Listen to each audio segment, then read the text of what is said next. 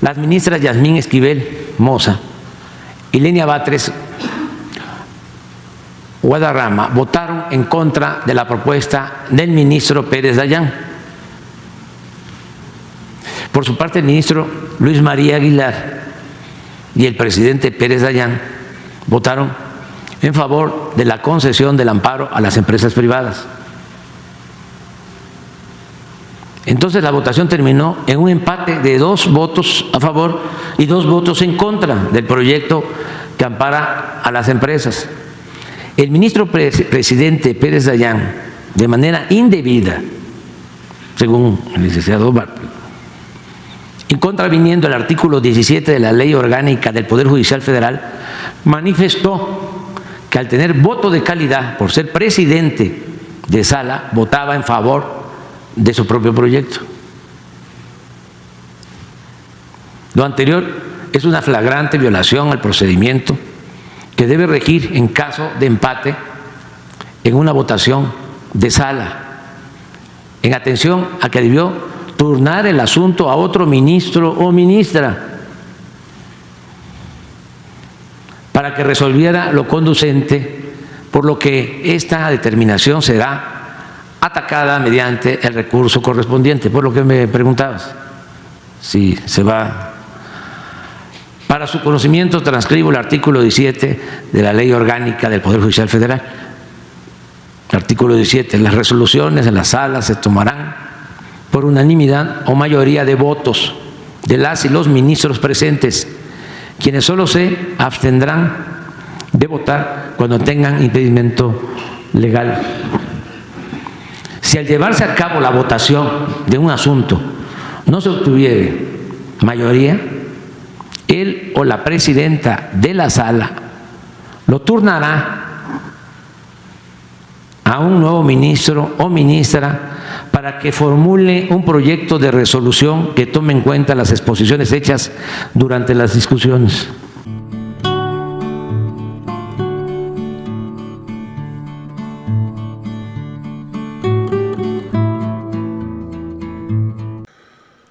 Vamos a ir a la conferencia hoy, 1 de febrero del 2024. Ayer hubo una sesión en una sala de la Suprema Corte de Justicia de la Nación de Norma Piña y se comete una traición al pueblo de México. Pasó algo inédito en la Corte, ya que Alberto Dayán estrenó el voto de calidad como presidente de la segunda sala de la Suprema Corte. El ministro Alberto Pérez Dayán estrenó el voto de calidad como presidente de la segunda sala de la Suprema Corte, que nunca se había aplicado en votaciones anteriores. Pues dicen por ahí que el interés tiene pies, pues así benefició a las empresas que impugnan la ley de la industria eléctrica al ampararlas. Amigos y amigas, ¿no será que este asunto generó un cortocircuito y por lo cual hoy el señor ministro Alberto Pérez Dayán cayó en un ilícito? Y además de eso, traicionó al pueblo de México, traicionó a los que le pagan un salario, porque se supone que deben de estar para cuidar los intereses del pueblo de México, que son los que les pagan su sueldo. Amigos y amigas, hoy se comete una traición más al pueblo de México por parte de estos ministros. Vamos a ir a la explicación que nos da el presidente López Obrador, muy puntual. Vamos a ir al video. Son 2 cosas, ¿no? Una, que con la reforma energética,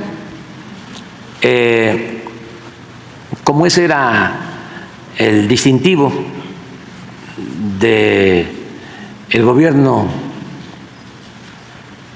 de entonces, como de todos los gobiernos neoliberales, se modificaron las leyes, se reformó la Constitución para darle el mismo tratamiento a las empresas particulares, sobre todo extranjeras, que a la Comisión Federal de Electricidad. Incluso hasta más privilegios para empresas particulares, como Iberdrola, por ejemplo, que a la Comisión Federal de Electricidad, algo que nunca había sucedido, porque la Comisión Federal de Electricidad es una empresa pública, se nacionaliza en 1960 la industria eléctrica para garantizar a los mexicanos el derecho a la electrificación. Se avanza por eso desde el gobierno del presidente López Mateos en la electrificación de todos los pueblos de México, cosa que no iban a hacer las empresas particulares. Por eso, hasta en los pueblos más apartados hay energía eléctrica. Fue una decisión que tomó el presidente López Mateos. Hay hasta una carta que aquí leemos periódicamente de esa decisión histórica. ¿Cómo lo fue la expropiación petrolera en 1938? Entonces, se recupera el petróleo y se recupera la industria eléctrica. Y en el periodo neoliberal se apuesta de nuevo a la privatización, a la entrega del petróleo y a la entrega de la industria eléctrica. Entonces, se hacen esas reformas. Por eso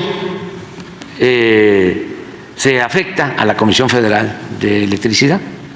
El propósito era acabar con la Comisión Federal de Electricidad y dejar todo el mercado de la industria eléctrica a particulares. Si nosotros no hubiésemos llegado por voluntad del pueblo de México, la participación de la Comisión Federal de Electricidad fuese del 10, del 15% de toda la producción de energía eléctrica en el país.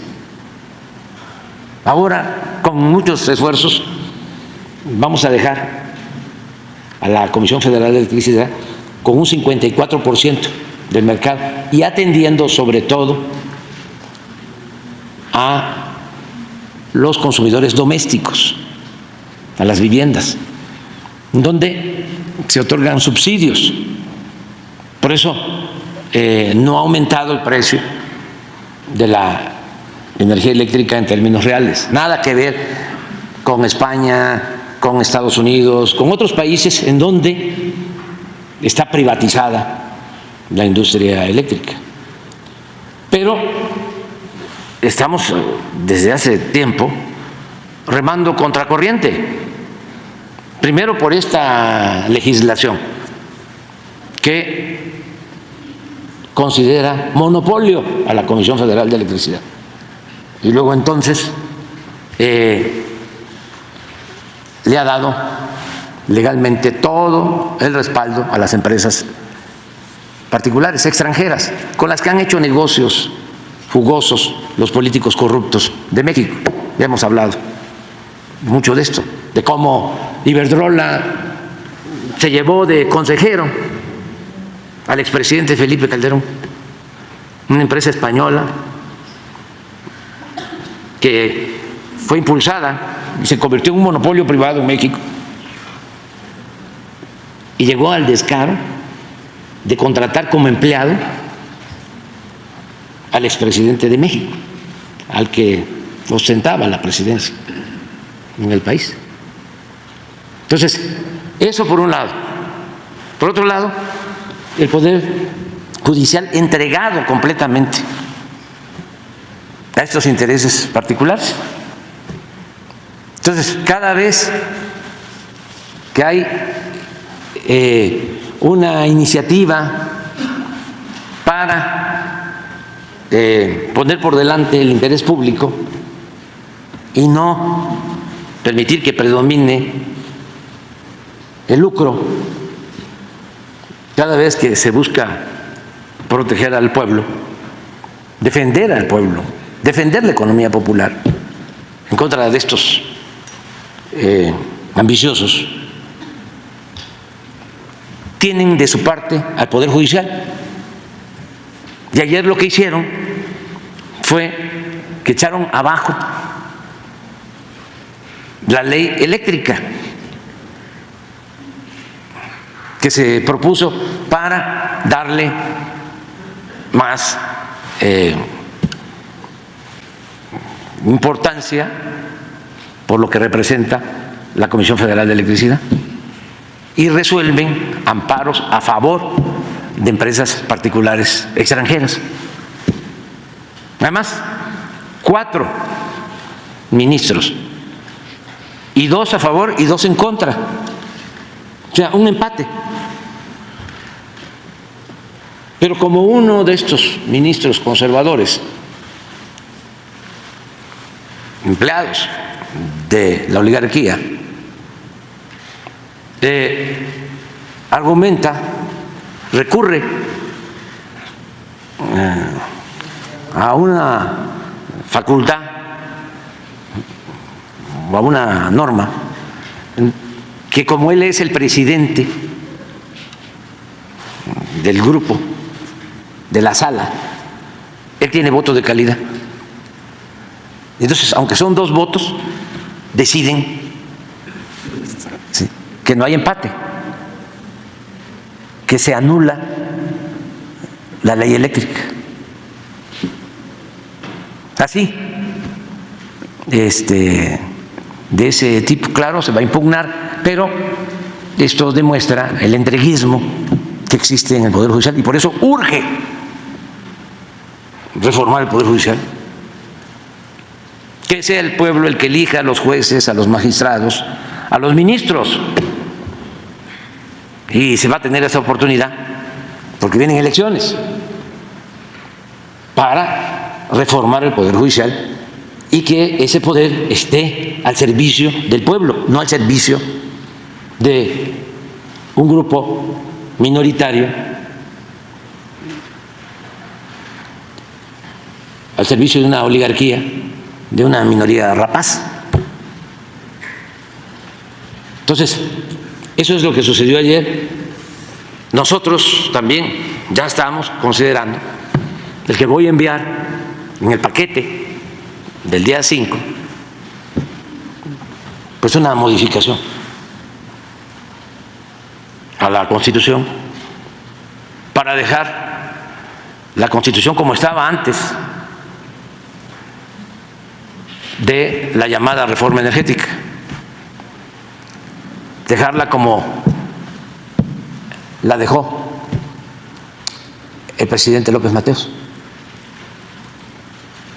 porque si no, imagínense cómo vamos a aceptar el predominio del poder particular por encima del poder público.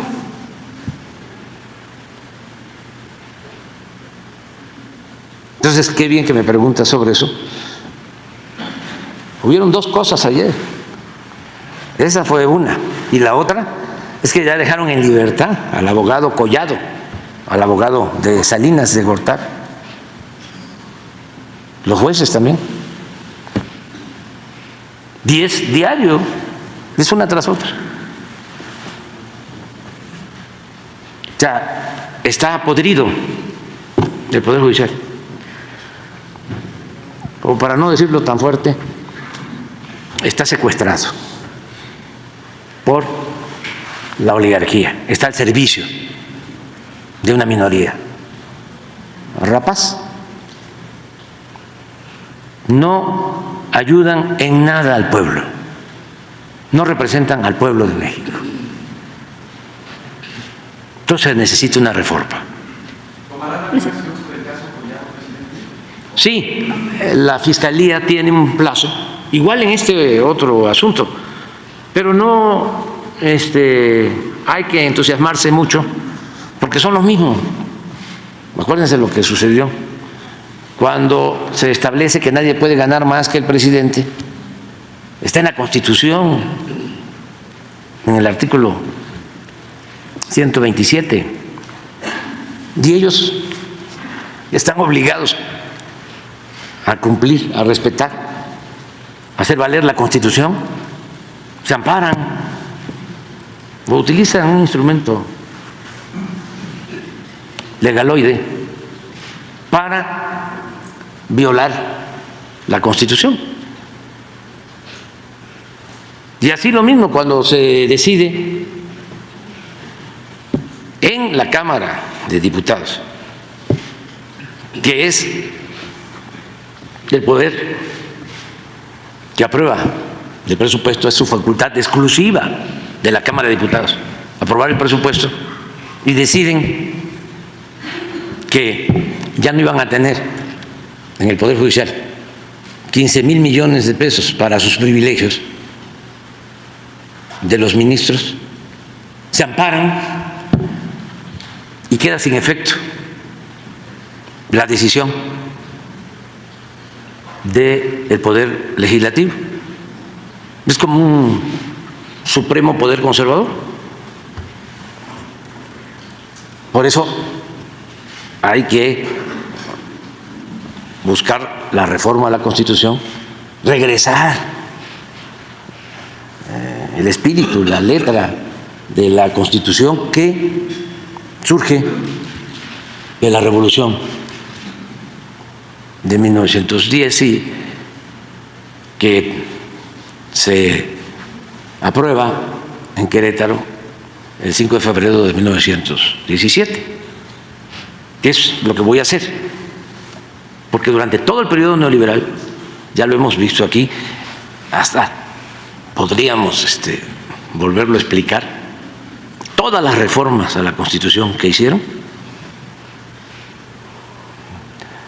fueron para beneficiar a minorías y para legitimar el saqueo, el robo de bienes del pueblo y de la nación.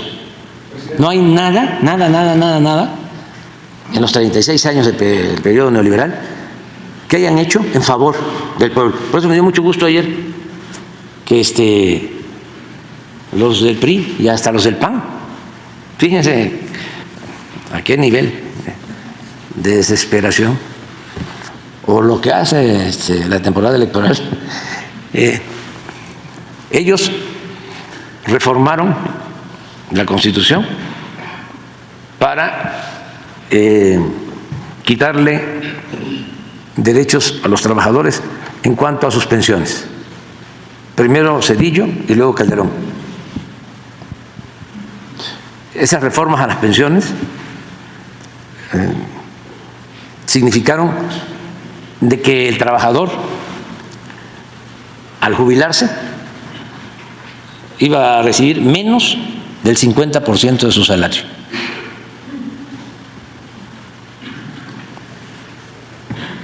Y ahora que vamos a presentar las iniciativas, vamos a cancelar esas leyes. La ley Zedillo en pensiones y la ley Calderón en pensiones. Una para los trabajadores del Seguro Social y la otra para los trabajadores del ISSSTE. Las vamos a cancelar. Entonces planteo de que viene una reforma a las pensiones y me dio mucho gusto porque ayer dice el dirigente del PRI que van a apoyar la reforma y luego me entero que también la candidata del bloque conservador dice que van a apoyar la reforma. Qué bueno, ¿no? Lo celebro. Ahora ojalá nos apoyen también con esta nueva reforma que tiene que ver con fortalecer la industria eléctrica y las empresas públicas. Sí, fue presidente, precisamente la segunda sala de la Suprema Corte la que declaró inconstitucional esta ley de la industria eléctrica. Entonces, ¿ustedes pueden impugnar todavía? Sí, hay. ¿Qué es lo que se puede hacer, va a seguir? Se puede hacer, se va a lograr. Hay un término ahí mismo. El problema es ese, que son juez y parte. ¿Mande? No, se puede acudir. Incluso hoy en la mañana me mandó el licenciado Bartlett, ¿sí?, un planteamiento, a ver si tienes ahí el texto, acerca de eso. Él plantea de que no es posible si hay un empate. Imagínense, 2 ministros, ¿sí?, borran, desconocen, cancelan una ley. 2. ¿Es traición a la patria, presidente? No, es abyección. Es que traición a la patria es un concepto de mayor rango, para no exagerar, ¿no? Estas son acciones de traidorzuelos, o sea. Sí. Esa es la opinión del director de la Comisión Federal. Informa usted que el pasado miércoles 31 de enero a las 14 horas tuvo verificativo sesión ordinaria de la Suprema Corte de Justicia de la Nación que preside el ministro Pérez Dayán. El ministro Lainez, integrante de la segunda sala, se excusó para conocer y votar en el proyecto propuesto por el ministro Pérez Dayán. ¿Por qué se excusó? Porque ya había estado él participando y se demostró que él tenía un conflicto de interés y se excusó, pero ya con esto reconoce que en los pasos previos ya había él incumplido con los procedimientos. Una vez que tocó a los ministros y ministras votar por el proyecto que concedía el amparo a las empresas privadas contra la ley de la industria eléctrica, las ministras Yasmín Esquivel Moza y Lenia Batres Guadarrama votaron en contra de la propuesta del ministro Pérez Dayán. Por su parte, el ministro Luis María Aguilar y el presidente Pérez Dayán votaron en favor de la concesión del amparo a las empresas privadas.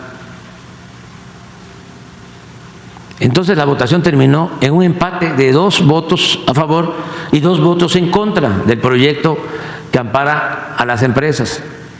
El ministro presidente Pérez Dayán, de manera indebida, según el licenciado Bartlett, y contraviniendo el artículo 17 de la Ley Orgánica del Poder Judicial Federal, manifestó que al tener voto de calidad por ser presidente de sala, votaba en favor de su propio proyecto. Lo anterior es una flagrante violación al procedimiento que debe regir en caso de empate en una votación de sala, en atención a que debió turnar el asunto a otro ministro o ministra para que resolviera lo conducente, por lo que esta determinación será atacada mediante el recurso correspondiente. Por lo que me preguntabas, si se va. Para su conocimiento transcribo el artículo 17 de la Ley Orgánica del Poder Judicial Federal. Artículo 17. Las resoluciones en la sala se tomarán por unanimidad o mayoría de votos de las y los ministros presentes, quienes solo se abstendrán de votar cuando tengan impedimento legal. Si al llevarse a cabo la votación de un asunto no se obtuviere mayoría, él o la presidenta de la sala lo turnará a un nuevo ministro o ministra para que formule un proyecto de resolución que tome en cuenta las exposiciones hechas durante las discusiones. Eso es lo que dice la propia Ley Orgánica del Poder Judicial. Si a pesar de lo previsto en el párrafo anterior no se obtuviese mayoría al votarse el asunto, el presidente o la presidenta de la Suprema Corte de Justicia de la Nación nombrará por turno a un integrante de otra sala para que asista a la sesión correspondiente e emitir su voto cuando la intervención de dicho ministro o ministra tampoco hubiese mayoría. El presidente o presidenta de la sala tendrán voto de calidad. O sea, sí, pero cuando se termine el proceso. Con lo acontecido queda en evidencia que el ministro presidente Pérez Dayán se atribuyó un voto de calidad que no tenía y se omitió el mandato de la ley para transferir su proyecto de sentencia a un ministro diferente. Está claro, pero es que el licenciado Bartlett pues, es abogado y está pensando que otro ministro va a resolver de otra manera. No, casi todos están confabulados. Entonces, por eso hace falta la reforma. Pero es muy claro cómo violan sus propios procedimientos. Entonces, qué bien que me preguntaste sobre esto. Y bueno, el resumen, la conclusión es que hay que reformar el Poder Judicial y también buscar regresar del espíritu y la letra de la Constitución que se aprobó en el 17 y se fue reformando cuando todavía no dominaba por entero la oligarquía y modificaron la Constitución